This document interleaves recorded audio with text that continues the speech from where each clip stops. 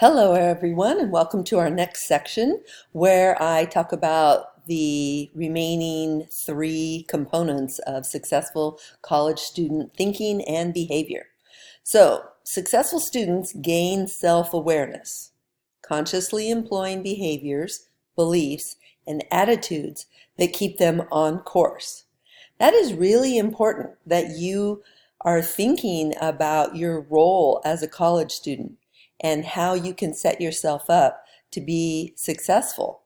For example, watching how you're talking to yourself, the beliefs that you have about your success on our campus. Those things are really important.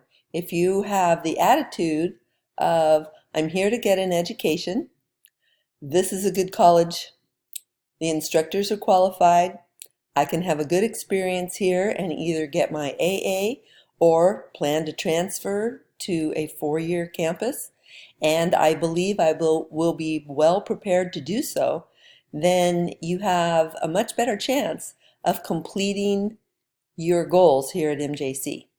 In addition to that, developing self-discipline.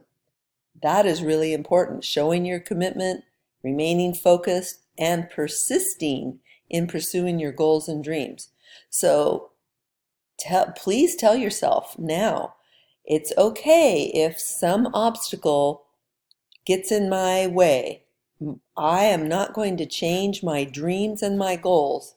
I am going to either figure out how to get around that obstacle, or I might have to modify my plan, but I'm still going to stick with my plan for accomplishing my college education. Struggling students kind of make their important choices unconsciously, being directed by self-sabotaging habits and outdated life scripts. So they rolled into MJC because they didn't have any other idea of something to do, or they're here because their parents said you can't live at home unless you go to college, or you need to be going to college so you can save money on your car insurance. And your outdated life scripts could be, well, I didn't do very well in high school, so I'm probably not going to do very well in college. Or, I don't really have what it takes. Any kind of negative self-talk that struggling students bring with them to this college has the potential to get them out of this college. Then they quit or change course when their actions don't lead to immediate success. Truly, it's okay if you don't pass a class. You are welcome to take it again. It's okay if you get a low grade in a class.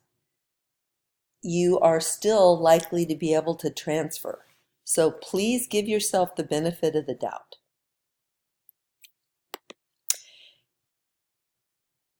Examples of thoughts related to self-awareness are things like, I work better under pressure, so procrastination is justified.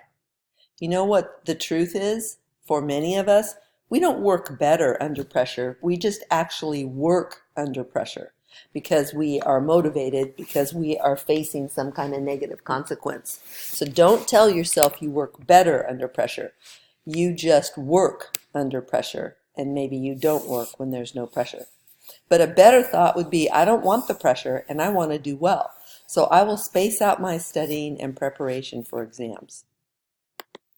Example of a behavior related to self-awareness.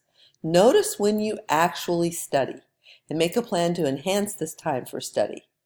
So block out time and mark it in your phone that this is when I study. When you start to notice, okay, I'm a late night studier, or I only study on Sunday afternoon to get things done before the week. If that's how you are going to do it, those are the default things that fit into your schedule, then schedule those. Don't make yourself a plan of, okay, I study in between classes on Wednesday between 11 and 12:30, when in fact at that time you go hang out with friends over by the cafeteria. So be realistic about when you study, but then lock it in. And notice the things that distract you when you try to study and make a plan to reduce those distractions. You and I both know your phone distracts you. So if you could discipline yourself to put your phone away for even just 20 minutes, 20 minutes is the average attention span for most of us. So if you value doing well in college and making your dreams come true, then you can sacrifice 20 minutes from your phone and not allow it to distract you. The sixth successful student behavior is adopting lifelong learning, finding valuable lessons and wisdom in nearly every experience you have. That means you value learning rather than training. And I really can't emphasize this enough. We are a college that gives you an education. We are not a vocational school that trains you to do a job. Now, there's nothing wrong with that if that's what you want. You don't want an education. You don't want what a college degree represents, which means that you have taken a broad selection of courses so that you have a greater awareness in the world. You've developed your critical thinking skills so that you see situations from multiple perspectives and make decisions based on that awareness. If that's not important to you, then a training program is a very good idea. Many students think they're coming here to get a job. What you're coming here to do is get an education, which raises the level of the type of job you get. But most of you will be trained on the job to do the specific tasks of your job. And what you're bringing is to the employer, you're saying, I am disciplined. I can do critical thinking. I have good communication skills. I'm responsible. I'm ethical. Those are the things that came to you through your college education.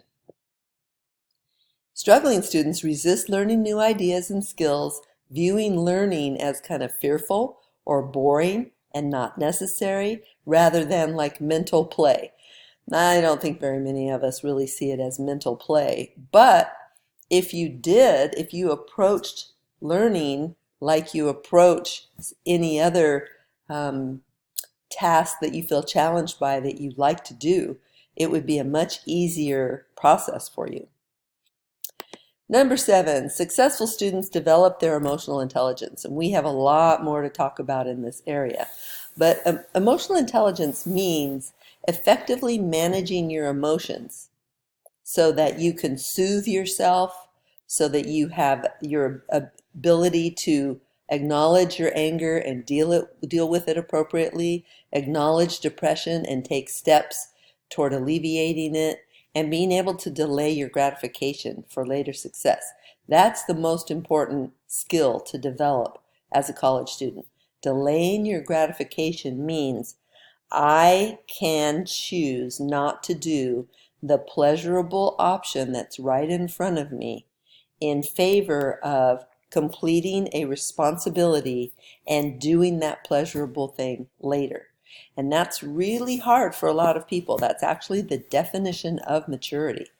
Struggling students live at the mercy of their strong emotions like anger, depression, or anxiety, or the need for instant gratification. They feel a little depressed, they say, I'm going to go get some fast food. They feel angry, so they cuss somebody out. It's hard for a struggling student to exert the maturity over their emotions so that they can deal with them successfully and then turn back to the task at hand. Number 8, successful students believe in themselves. I've kind of talked about that all the way through, but they see themselves as capable, lovable, unconditionally worthy human beings. Now, that's not to say that you are boastful or think you're all that. You're not narcissistic when you believe this. However, you see yourself as capable. Otherwise, it would be ridiculous to come to college, all the while saying, I am an imposter. I don't belong here. I'm probably going to flunk out of this college. If those are your ideas, it's time to go see one of our free counselors. We have licensed counselors here at the college, and they're on the second floor of the student administration building, which is the building that's at the corner of Stoddard and College.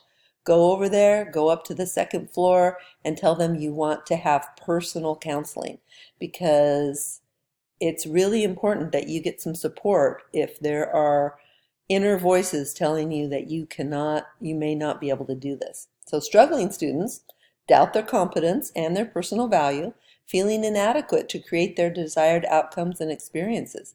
And that's got to be an awful feeling when you're going through the motions of being in college, but you're not able to tell yourself that you have a chance of success. So here's an example of a thought related to believing in myself. I'm not as smart as everyone else. So far, I've just been lucky. I need to study a lot to master this material and focus on what I can do, not what I can't do. See the difference between these two thoughts? It's really important to start having positive self-talk in your head. And in class, I'll talk about the SQ3R Plus method of study. You can go to tutoring, you can set up a study schedule. These are your behaviors, these are your thoughts. If this is one of the areas that you struggle with, come back to this example and come up with your own thought. Here's some examples of behaviors related to believing in myself. Study hard and make your own study sheets. Write a positive message and post it on your mirror, and write it on a card and keep it in your pocket or purse. Those are things that you can actually do. These are the behaviors. And remember, these are the thoughts that you tell yourself. These are the behaviors that you can put into play. Okay, so summary. Successful students accept personal responsibility for their learning, not blaming anything else for any challenges they're experiencing. They work to be self-motivated. They master self-management, employ interdependence, asking for help, gain self-awareness, adopt lifelong learning, develop emotional intelligence, and believe in themselves. Now, your task is, since we don't have the test available to us, you need to pick 5 of these things you would like to work on. And you need to start thinking about writing a thought and a behavior that will help you improve on 5 of these 8 things. Okay, I wish you success on that, and I will be talking with you more about it later.